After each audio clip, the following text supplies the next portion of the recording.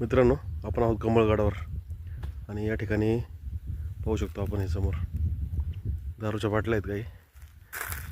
हे बघा इथे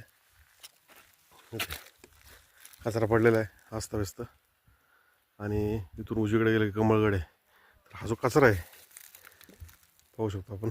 बरेचसे म्हणजे हे जे प्रकार आहेत काही गाड्यांवर जाणवतात आणि गर्दी किंवा रात्रीचं कॅम्पिंग येऊन करतात बऱ्याचदा. मग सरकारकडून बऱ्याचदा कॅम्पिंगची परमिशन नाकारली जाते आणि त्याचा फटका हे जे अस्सल ट्रेकर आहेत किंवा जे खरंच सह्याद्रीप्रेमी आहेत, गडप्रेमी आहेत, त्यांना याचा फटका बसतो आणि कॅम्पिंगची परवानगी नाकारली जाते गडावरची रात्रीच्या मुक्कामाची. बऱ्याचशा गडावर रात्रीचा मुक्काम आता बॅन करण्यात आलेला आहे सरकारकडून. तर हा जो प्रकार आहे हा थांबण्यासाठी नक्कीच काहीतरी ठोस कृती, ठोस कारवाई एक तर प्रशासनाकडून झाली पाहिजे आणि जर नाही झाली तर मग हे जे गडप्रेमी आहेत, शिवप्रेमी, हे त्यांच्या पद्धतीने करतीलच. असो, चला मित्रांनो, भेटूयात पुढच्या व्हिडिओमध्ये.